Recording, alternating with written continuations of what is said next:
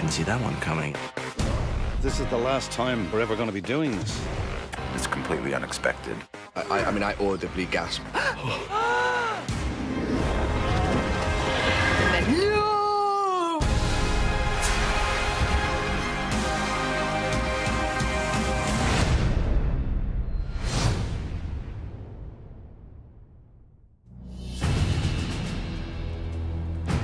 First episodes of every season are always a challenge, but for the final season, it was a lot of pressure because we had all these characters convening at Winterfell. We thought the arrival was a way to capture what was at stake for Dany and for Jon, for Arya on the ground, and for Tyrion and Varys, and Grey Worm and Missandei on horseback. Everybody has a slightly different take on what's happening here. Background! Action! David Nutter directed half the season for us, and there's no more beloved director in the business.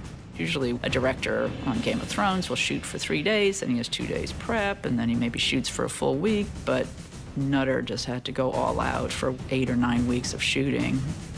I was so happy that he was back for the final season. David Nutter really felt like part of the family. We shot a lot of the parade stuff at the end of the year where we had kind of the 2 shortest days of the year. And then we came back and it kind of brought some scope to it. Winterstown is a settlement just outside of Winterfell, and so that road was snowed. We built the little buildings that led up the road. It was completely redressed to be the Winterfell little town. It's basically a huge parade. The AD sort out background, villagers, reactions, so you're actually working with the extras in a way so you're getting a performance out of everybody. We work with the military advisors, so all of these guys look professional, marching step. When we tell them to do something, they do it. We teach them some very basic drill movements so they know how to stand. Everything's under a command, a whistle blast, so they get to learn to react in a military style, in a disciplined style. Anything that's on the page, we tend to show rather than just imply. If you're going to say you want to see thousands of Unsullied, then we have to show it. It's a significant, big scope moment. So the challenge was definitely to find ways to really make it seem like thousands are arriving. You have to have a vantage point from higher up. When I read the opening sequence and I saw this little boy running to try to see the parade and see the show and see what he's missing, I felt like that little boy, because I've been gone for 2 seasons. So in some respects, I kind of was that little boy.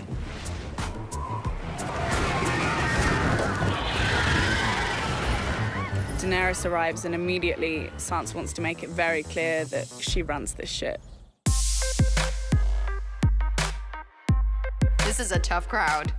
I think Jon knows Sansa well enough now that when it comes to Dany, he knows he's going to have some difficulty. Jon is in love with her, has bent the knee, he's got googly eyes on, he's got like beer goggles on. I basically sat down with Sophie and told her, you have to remember one thing. This is your house. Queen Daenerys of House Targaryen. Thank you for inviting us into your home, Lady Stark. The North is as beautiful as your brother claimed. As are you. You're meeting the family. You want to do well. You want them to like you, goddammit. And, you're met with a stony, stoic silence. It's not a comfortable homecoming, no.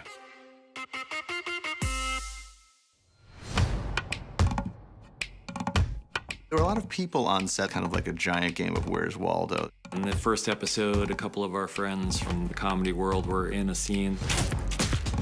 They gouged my eye out. They gouged my fucking eye out. They can put it back in, right? Right? Yeah. Benioff told me they would.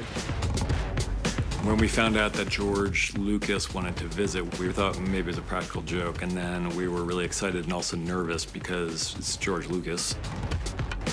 Your sister doesn't like me. If it makes you feel any better, she didn't like me either when we were growing up. Now, Prince. For George to be sitting at my director's chair, that was so cool for me. I had George go out and speak to Kit and Amelia. Okay, that was great. No direction for you. I don't really care about you. I don't care what happens to you. What's going on? I mean, like, the first time, like, I could remember telling stories was me as a little kid mashing together these, like, stormtrooper dolls. For so many of us, he's the one who started our obsession with this kind of big, epic storytelling. And, of course, Theon put the fever through the rider Dave Hill's head. 3, 2, 1, go! I very much learned the lesson that sometimes when you write 2 words, that you then create so much work for everyone involved. Oh, I get an axe in the head. Simple enough. Next thing I know, I'm flying to London to go out to have my face sculpted, be wrapped in plaster and molded. The day of, I'm in a chair for 4.5 hours. It was great to see that we were basically going to get to take Dave Hill out, one of our writers. It's quite nice to be able to kill fellow crew members off in the nicest kind of way. Having to go and be the one who gives the performance is so much more difficult than I imagined. And I was just trying desperately not to screw it up. And I did the first time. And then the second time got it right. And board.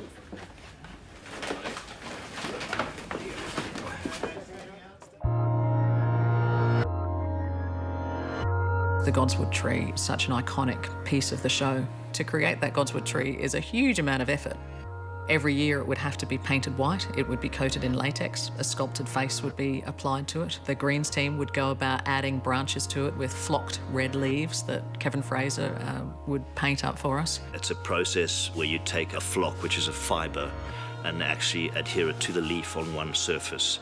So obviously you got some quite interesting dynamics when things were lit and shot. You used to be taller. When I first got the scripts, there's like a bunch of lords and ladies talking, and I was thinking, are we ever gonna get a scene together again? And then finally got to that scene, and I was just beaming. The really spooky thing was turning around and seeing her for the first time. And what I wanted to try and get was this kind of punch to the gut of literally turning around and seeing time having passed. You still have the sword? Needle. Needle.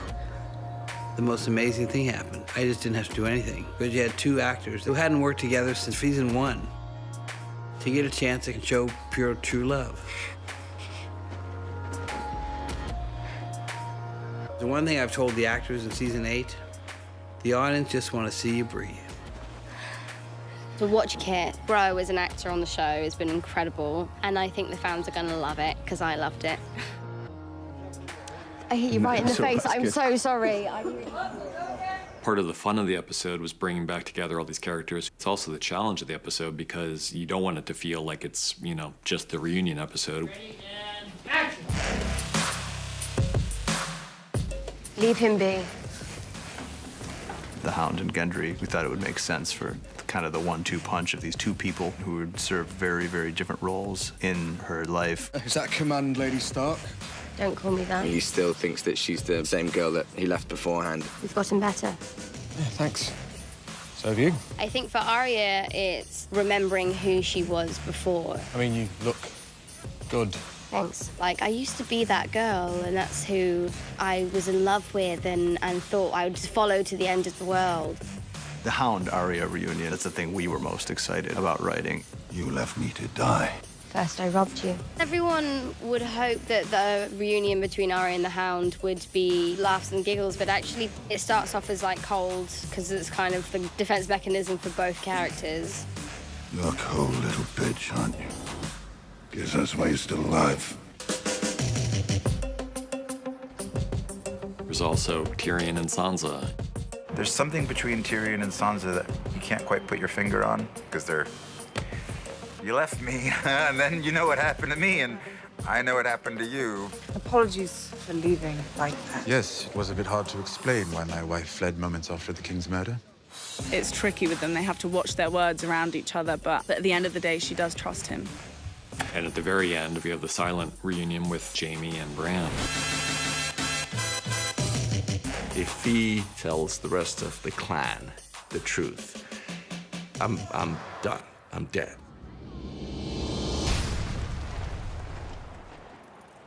To me, I wanted to make sure that with respect to people getting back together again, those all had their credence and importance, but also I didn't want the audience to forget the fact that the impending doom was coming.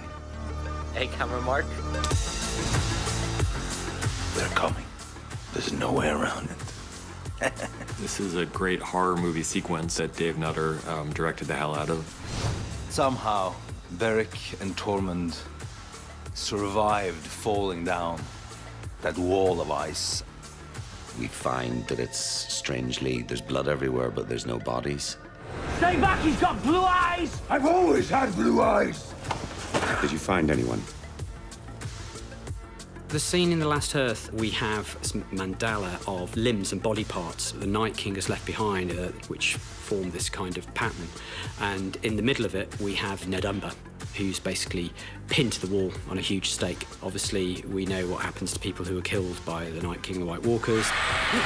The young boy was suspended in a harness, and then to basically kill the White, Beric uses his flaming sword and takes out the White. We had to shoot that on a stunt guy called Paul Lowe, who was of a similar sort of stature to the actor playing Ned. Game of Thrones is the first time I done a full burn, so that's a nice tick. What I guess a lot of stuntmen want to have. And for that, because he was going to be engulfed in flames, we had to make a look-alike fire mask. Now we good? You can hear me okay, yeah? I love what you've done with your hair. It's a message from the Night King. Being Beric Dondarrion, I'm always setting people on fire. You have the mask off, you talk through it, what the process is going to be. We'll roll the cameras, okay? The first 3, 2, 1 will be to light the sword. Then it'll be 3, 2, 1, action for Nick to stab you. You lift your arm up to stab on 3, okay? On action, who's going to stab you? Hold this position like this. When you hear me start to count, that's when you start to react. You then have to go and do it. They'll gel you, they'll spit you, and they'll light you.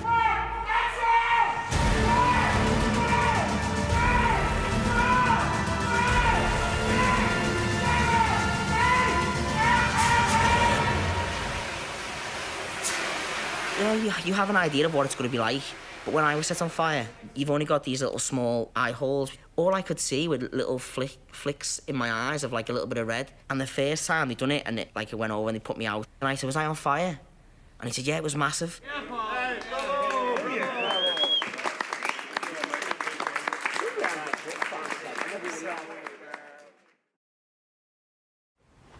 You've completely ruined horses for me. It almost seemed like he knew where I wanted to go. You're quite... Fuck's sake. We're shooting in Iceland. Isn't it beautiful?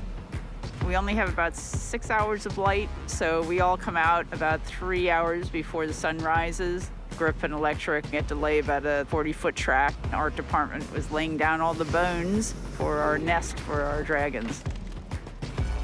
Some of those locales in Iceland are so breathtaking that real environments just help the actors so much. So if it's Kit and Amelia walking past a frozen river in Iceland and they're shivering, that's real.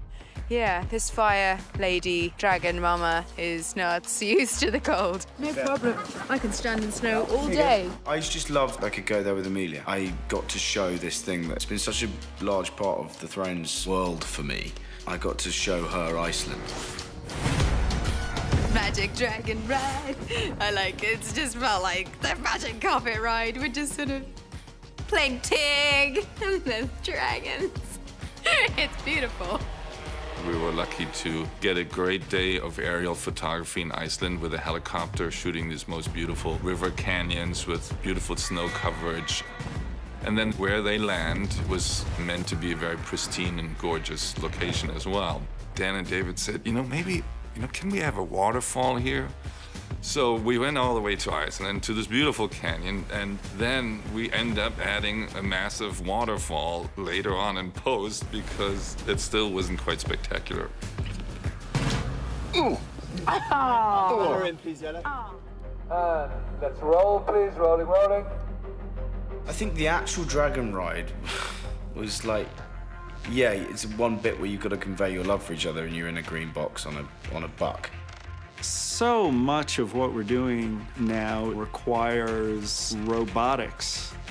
We'll start with previs, and in order to then shoot it, we'll go onto a green screen stage with a motion base, which is kind of like a mechanical bull, only in this case, it's got a dragon's butt on top of it. And then the cameras are swinging around on a 3D controlled wire rig programmed to match the previs. Don't know how to ride a dragon!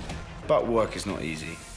I think what sums up the buck for me was there was a bit where John almost falls off the dragon, swings round really violently like this, and my right ball got trapped and I didn't have time to say stop. And I was being swung round. In my head, I thought this is how it ends. On this buck, swinging me round by my testicles, literally.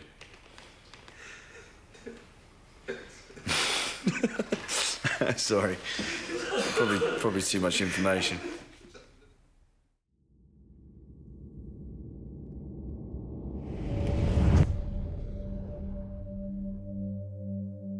It's just way too much to take. I was joking with John of like, how do you receive all those bits of information? How do you possibly try and act that when they've got death raining down on them? And suddenly he finds out the truth about his life, that he's not a bastard, that everything he's lived by is not the case. And on top of that, that his new love of his life is his aunt. Like, I mean, I was like, oh, come on, this is an impossible task. I wasn't a king. But you were. You've always been. He wouldn't want to hurt John with it. He would only tell John that if it was the truth. If there's one thing he knows about Sam, he knows that Sam is a stickler for facts, and Sam is very literal. You've never been a bastard. You are Aegon Targaryen, true heir to the Iron Throne. The way to get round it was disbelief, like Sam's gone mad. What are you talking about? Quickly followed by it making sense and anger. You're the true king. Aegon Targaryen, 6th of his name, protector of the realm. All of it. I don't care if you're my best friend in the world, I will knock you out. How dare you tell this to me? My father was the most honorable man I ever met. Your father, Ned Stark, he promised your mother he'd always protect you. And he did. Robert would have murdered you if he knew.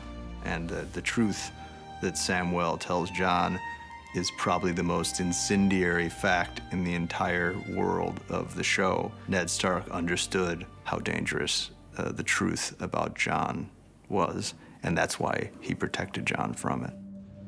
You gave up your crown to save your people. Would she do the same?